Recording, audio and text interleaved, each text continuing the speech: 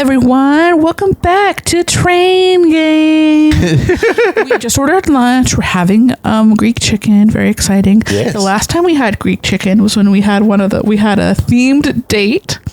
Oh, It was Greek themed. yeah. We had bought a box that was 101 dates, which is somewhere. I think it's on the TV right now. Yeah. Dusty. Yeah.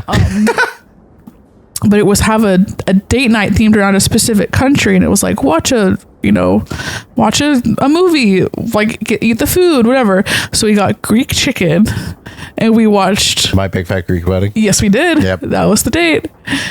So Hell yeah. fun times. So now finally, I will start the timer. Thank you. Yes. What you were saying? Finally, we can now talk to the bartender. Yes. Speak to the bartender. Hello, my man. My sleepy man. Well, you're back. Have you determined what Monty's former occupation was? Yes, 5 years ago. Yeah, I think so. Well then, let's hear it. He's a magician. He's a mime. He's a bodybuilder. Yeah, don't you know? That is correct. Oh my God. I will say, hey, we finally got a question that was actually like you're solving a mystery. Yes. First one of the game after how many weeks have we been playing this shit? Oh my God. Yeah, because the first one was, can you guess which of these two people dropped their phone? Then the next couple things have been like, oh, we're quizzing you on things that you should have been paying attention to. Yeah. And this was actually, did you pay attention to the clues? Can you figure this out? Granted, it was like brain dead reasoning. So Yeah. At one time, that man was a very popular and successful magician in Vendrenka, at least as far as magicians go. okay. Roasted. So what happened to him? He became obsessed with becoming a bird. Okay, yes, you win. I will tell you. Monty was still performing as recently as a year ago. His act was quite a popular tourist attraction. Part of his gimmick was that he'd never speak, to give himself an air of mystery. Okay. His act was mostly standard tricks, impossible escapes and such. So he is teller. Yes. Got it. But one night, something terrible happened. While some magic tricks look dangerous, the audience typically assumes there are plenty of safety precautions in place to prevent injury. But while that's largely true, many tricks actually are quite dangerous and require a pinpoint timing and skill from the performers. One night, Monty's show was running late, and in his haste to get on stage, he neglected to perform a routine safety procedure. Oh, this bitch. As a result, the poor fool became trapped in a box that was to be crushed by a large weight. He very easily could have died. When he realized he could not escape, he actually shouted for help from inside the box. Oh my God. He broke his persona. The assistant pulled the box to safety moments before the weight came crashing down. Heh. I suspect help was the first word Monty had uttered in years. Damn. It took them an agonizingly long time to pry open the box, with Monty begging for his life the entire time. And the audience watched in horror as it became clear that this was not part of the act. Damn. Most of that night's performance was canceled, and shortly after, the story became something of a tabloid curiosity. For his trouble, Monty became a laughingstock, and to make matters worse, no venues would book his act any longer, believing it to be unsafe. Monty hasn't performed ever since, and the public has largely forgotten about him. But I recognized him the moment I saw him. Oh my, that's horrible. We saw some of the props from his act in the storage car. What do you think he's trying to do? If I had to guess, I'd say he wants to start fresh in a country that is unfamiliar with his history. His career may be over in Vendreka, but the baggage from his incident, shouldn't follow him all the way to London. I just don't know how he can afford such a move. The man hasn't worked in a year, and frankly, his wife may live like they're rich, but I don't think Monty was bringing home millions from his act. Their supposedly glamorous lifestyle has likely always been a facade. But, well, I suppose that's none of my business. I love that he settles back into, but who's to say? It's not my business. This is all I'm able to tell you. If there's anything else to discover, you'll have to discover it yourself. Alrighty. What a sad story. I feel so bad for him. Yeah, that would be my nightmare. I'm like Claustrophobic? yeah. Yeah. Yeah. Yeah, and on top of that, not being able to escape and the knowledge that there is a weight that is about to be dropped so that it can try to crush you. Yeah. Jesus. No, thank you. Also, unrelated, but I can hear myself echoing. On the mic? No, in the apartment. Oh. I can hear my voice bouncing off the walls. We do live in a pretty small place. It's true. And with a lot of bare walls, which apparently, according to dispatch, is a sign of depression. Well, I mean, I guess that's pretty true. Oh, I completely skipped the line. That's okay. Yeah, there's still a piece of the puzzle missing, especially now. No. Is it? There we go. It sort of raises more questions than it answers, though. And we still don't know what Veda and Monty have to do with Alma, if anything. Okay. Got it. But at least we're making some progress, right? Damn right. It's just about nighttime for Beans. Do you think Mr. Fisher might be in the observation car by now? He's the last person who may have seen me and Alma together. And there are just too many coincidences for him to not be connected to all of this somehow. I have a feeling he's hiding something big. Just what could it be? Okay, let's go to the observation car. Nighttime Nighttime train. is the right time To partay. to party. Oh, hey, look. There he is, right on schedule. All right, here goes nothing. Excuse me, sir? Yes, can I help you? You're Mr. Fisher, correct? How do you know who I am? They were talking about you. Wanted to talk to you earlier. I think they were looking for something. All right, first we're gonna check. So this is Fisher. Up close, he seems kind of frail. He also... He seems kind of pretty buff. I'm so confused. I also love, it's not quite the right colors, but I at first thought he was wearing the lesbian flag as a tie. Ally. Ally. Cool. Cool. Hello? Do it again. Let's talk to him for Beans. I don't know what you're talking about.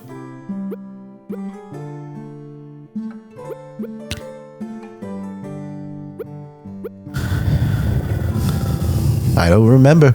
I can't help you. Oh my god, stop.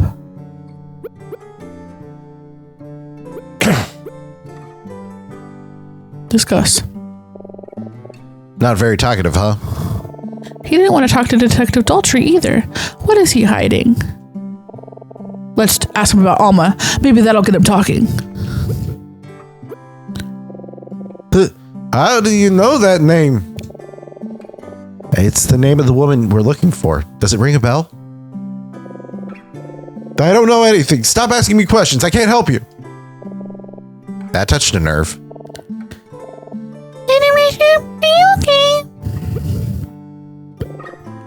Leave me alone. He smuggled Alma onto the train. Maybe. It's really nervous. He's obviously hiding something, but He still won't talk to us. He seems really nervous. Oh, that's you. he seems really nervous.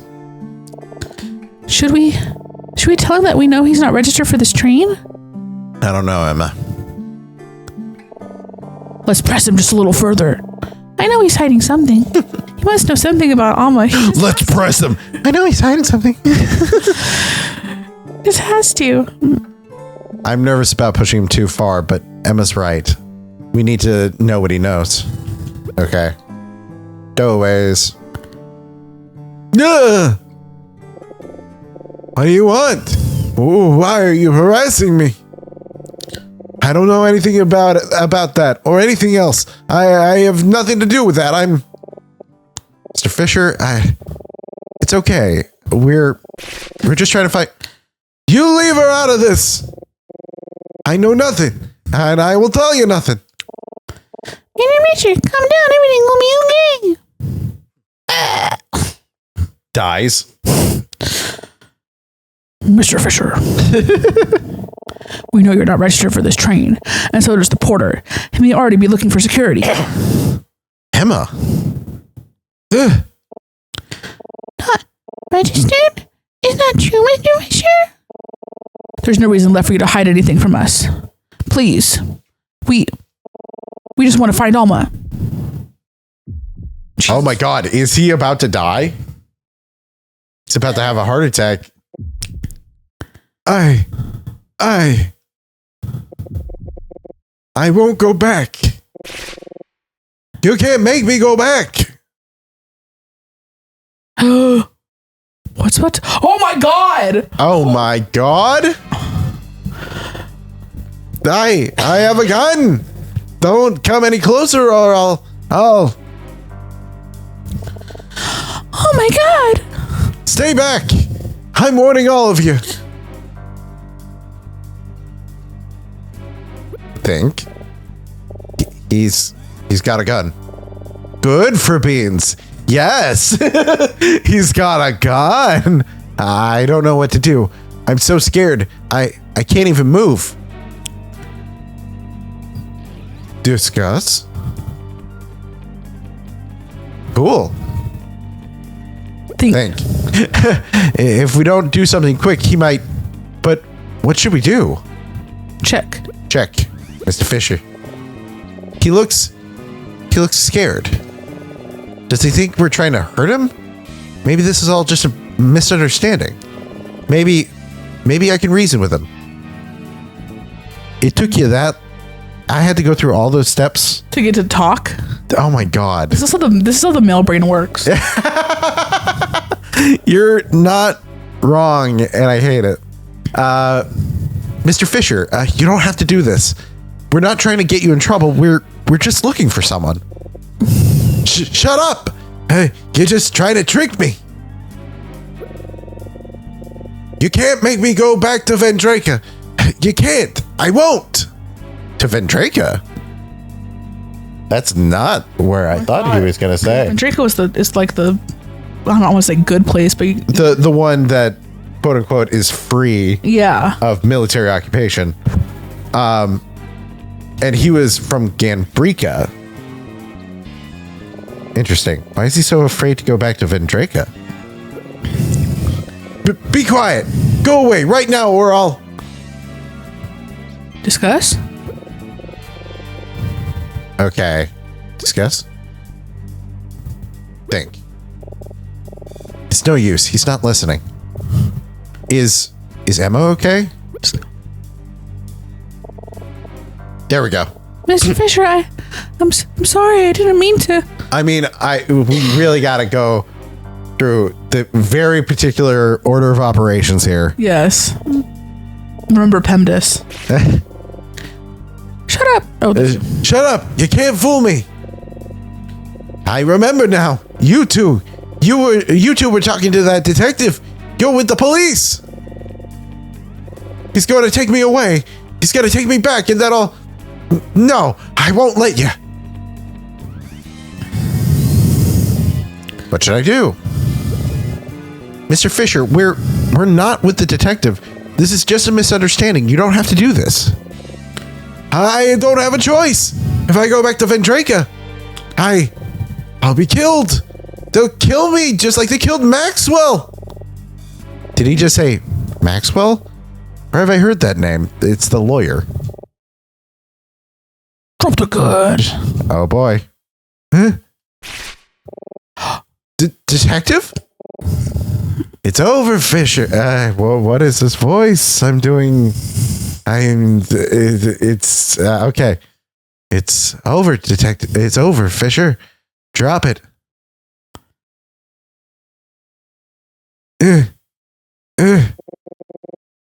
I'm finished. Don't do it. Oh, okay. He dropped it. I was like, this game is going to get so Oh, God. fast. There's It no. wasn't loaded. No bullets. I realized that the voice that I'm doing for Jeff Goldblum is exactly the same voice that I do for an old Yiddish man. Is Jeff Goldblum is Jewish? Yeah, I think so. I only just now noticed that by doing both voices back to back. Oh my God. Mr. Fisher. Real quiet around here. Mr. Fisher, I searched your cabin and found your boarding pass. This ticket was stolen, was it not? Got it. Yes. Yes. Just a moment ago, you said if you went back to Vendraka, you'd be killed like Maxwell. Did you mean Edison Maxwell, the lawyer? Yes, that's right. Of course, Maxwell, the lawyer who was found dead yesterday morning. The lawyer that Otto Keller, the victim from the hotel, used to work for. I think you better explain yourself. What are you doing on this train? Can you ever forgive me for this?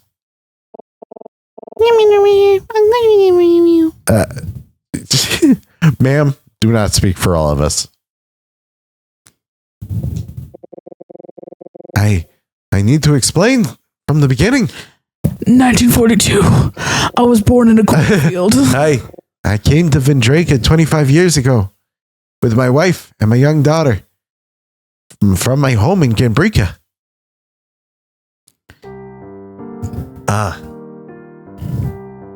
The soothing piano music, yes.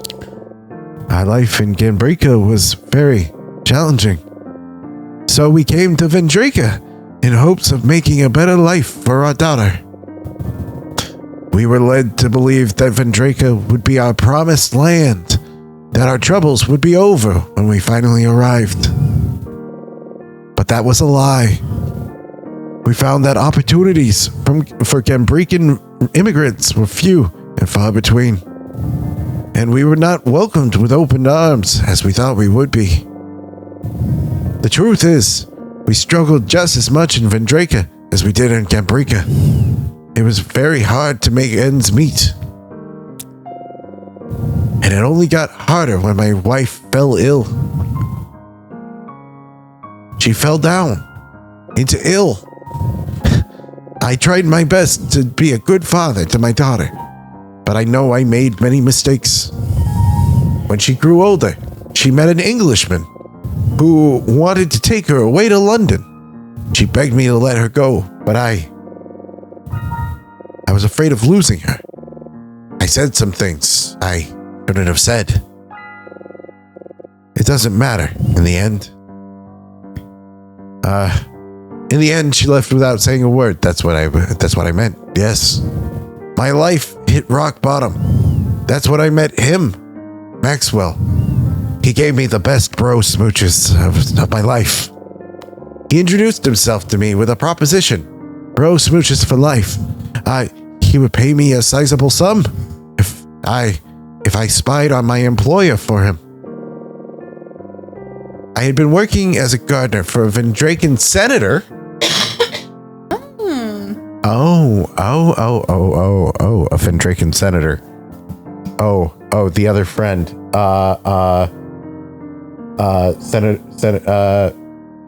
Professor Martin had two friends. Yes, one was a senator and one was the mayor. Meyer guy who apparently died in the war. So the Vendrakan senator is Professor Martin's friend. Yes. Almost certainly.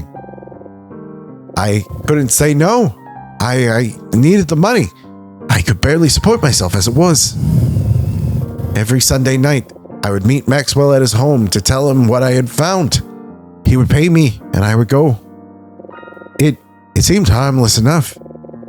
This went on for a few months until one day I received a letter in the mail. It was from my daughter. I hadn't heard from her in over 2 years. I couldn't believe it. She told me that she had just given birth to a daughter. And she named her after her grandmother, my wife. She named her Alma. Suddenly I was overcome with guilt.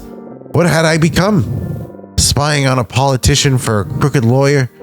I hardly recognized myself.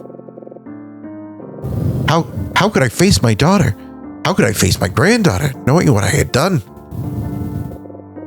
That Sunday, I resolved to tell Maxwell that I wouldn't spy for him anymore, but he refused. He threatened me. He said if I stopped, he would use his connections in the government to have me deported. He had me trapped. What could I do? How could I refuse? I had to keep spying for him, but at least now I had a goal. I would save up my money and buy a ticket to London. I would escape. I would find my daughter. I was so close. I only needed a few more payments from Maxwell and I'd be finished. But then I went to his house 2 nights ago and he was dead. He was asleep. He was sleeping on the ground. I panicked. I grabbed him a pillow. His neck was going to be killing him when he woke up. If he woke up. I ran as fast as I could. And then it hit me. A brick over the side of the head. A body falling out a window. Somebody. I was running past a hotel. Somebody must have found out about spying. They got to Maxwell first, but I must be next. I had to escape, so I came to the station and well, you know what I did.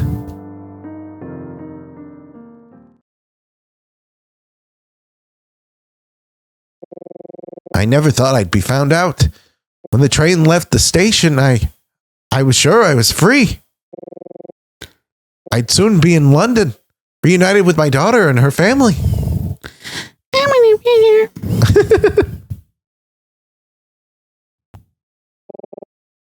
What a story. This senator you were working for, what was his name? Oh, it was Senator Gordon. Yep. Senator Gordon? Isn't that? Yes, Frabeans. Isn't that Professor Martin's old friend? Yes, Frabeans. Officer, I'm begging you. Please let me stay in London. Don't make me go back to Vendreka. I just want to see my daughter. I just want to meet my granddaughter. I just want to meet Alma. When we arrive in London, you'll have to come back with me on the first train back to Vendreka. I promise that no harm will come to you when we return home. I understand.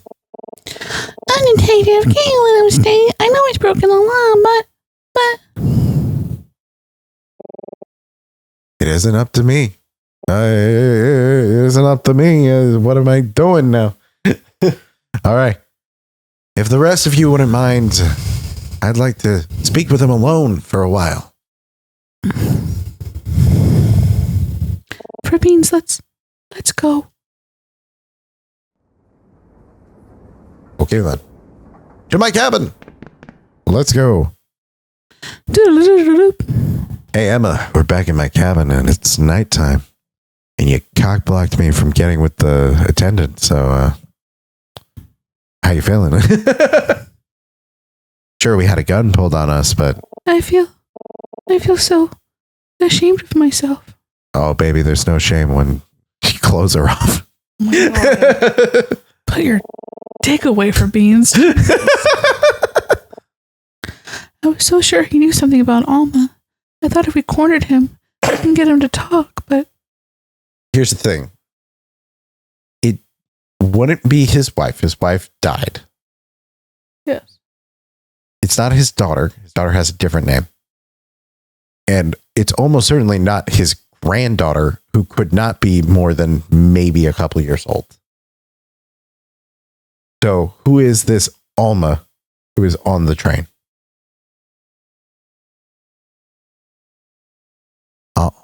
Alma train? Alma train. Okay. It was just a coincidence. And now he won't get to be reunited with his family. Oh, Frabeans. It's all my fault. It's all right, Emma. I think we both went a little too far. Did we? Did we? We were asking a man about someone named Alma. And he said, and he, I have a gun. Yeah.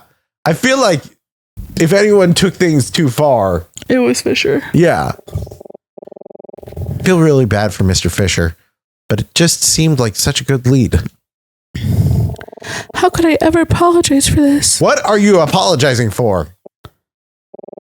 I don't know what to say. What are you apologizing for? Let's take a step back. We got a lot of information today.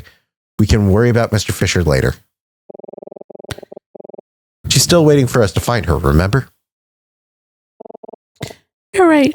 Just give me a second. Okay, let's review what we learned today. Time for the recap. Hell yeah. Just like last time. Okay, we can't talk about anything else. Okay. I don't think this is a good time to listen to something on the boombox. Okay. Let's just review.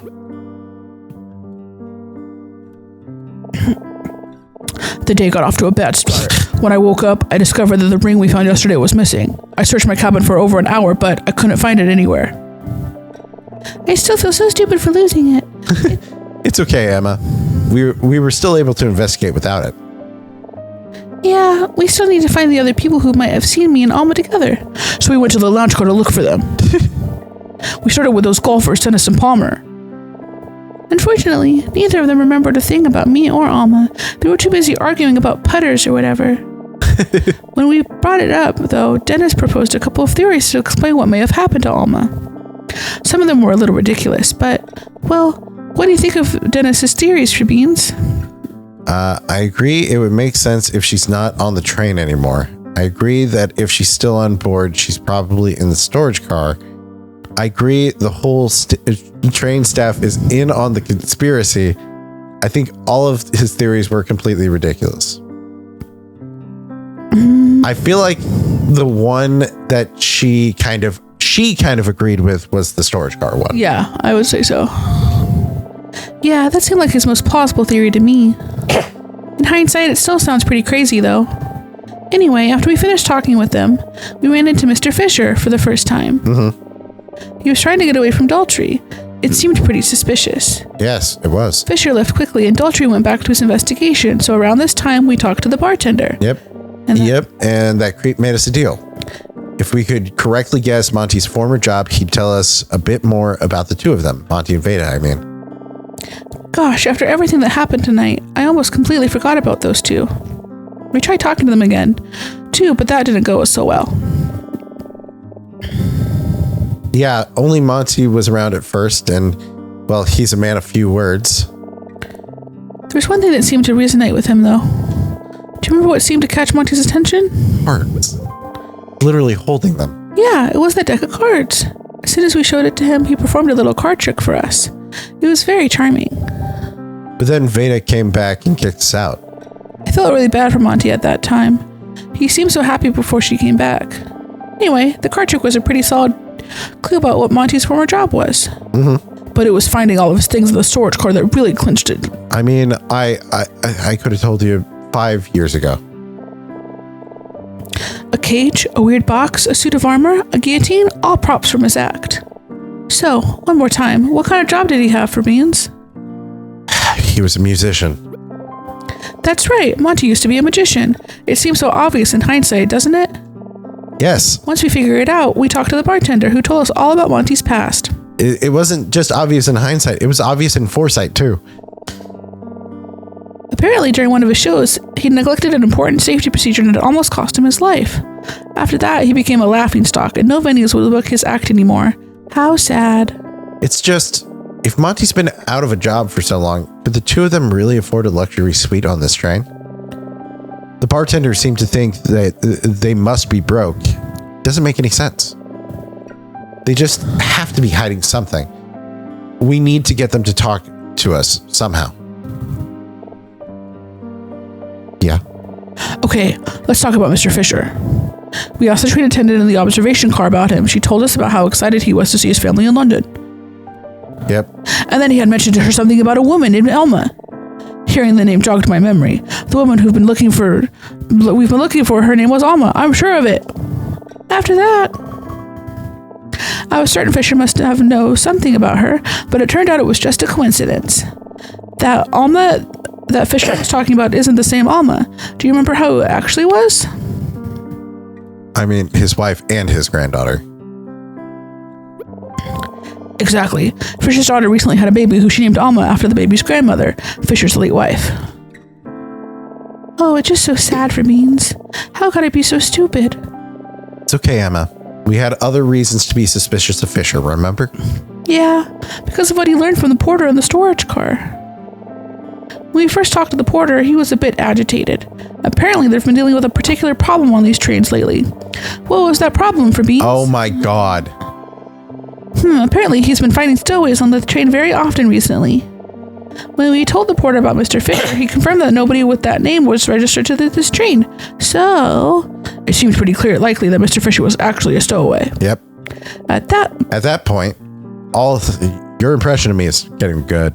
At that point, all that was left to do was talk to him ourselves. Yeah. Mr. Fisher panicked when we confronted him. He pulled a gun, but Daltrey appeared in the nick of time to escalate the situation, and it turned out the gun wasn't loaded anyway. I don't think that pulling a gun on the guy who has a gun counts as de-escalating. You know, he was just really scared. In the same way that Karen's really tired. He was working as a spy for Maxwell, the lawyer whose death Daltrey is investigating. He even discovered Maxwell's body last night, which made him think that someone found out about the spying, and that he may be killed too, so he stole a train ticket in order to escape. He also told us all about the circumstances that led to this point. I can't believe everything Fisher has been through. I didn't know conditions for bringing immigrants were so bad. I didn't get that impression from Martin at all. Exactly. You remember, right? Yep. Last night, Martin told us that Vendreka had been working to open its borders to bring in refugees, but he didn't tell us they were still struggling. Yeah, but that isn't the only thing that's bothering me. It's who Fisher was involved with. You caught it too, right? The person that Maxwell was having Mr. Fisher spy on? Yep.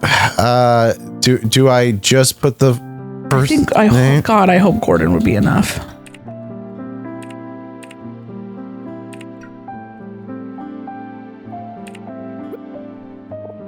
Yeah. Thank God. It was Senator Gordon, Professor Martin's old friend. After that, Daltrey told Mr. Fisher that he couldn't stay in London and that they'd both be going back to Vendreka. Yep. I guess that means he'll be arrested. Yeah. That was the most serious I've ever seen Daltrey. It was a little eerie. Well, I think that's everything.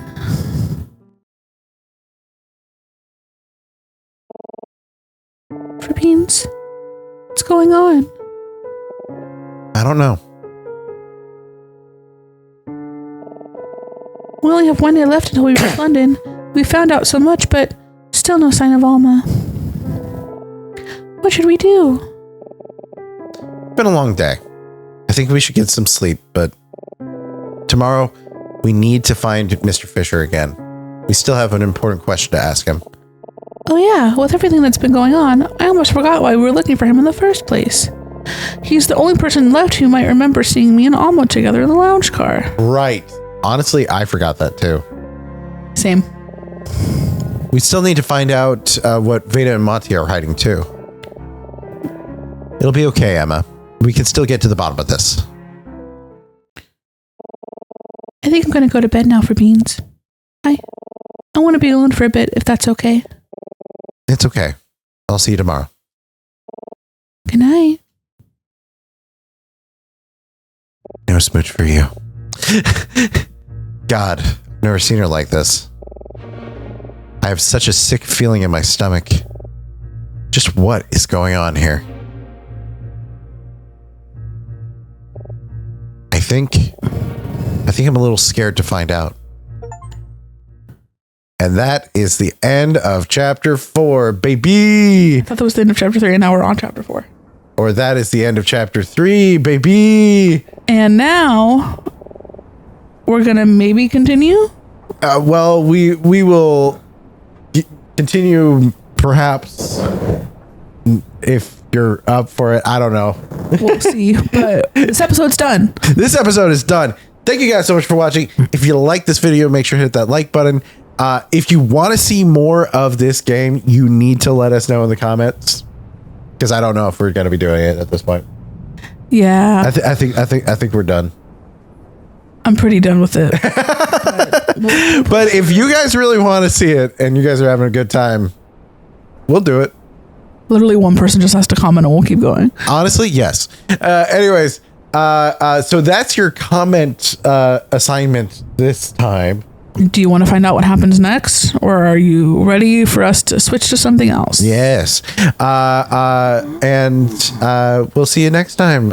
Make sure to hit that subscribe button. Bye. Do it. Do it, or I'll get you with my golf clubs. With his putter.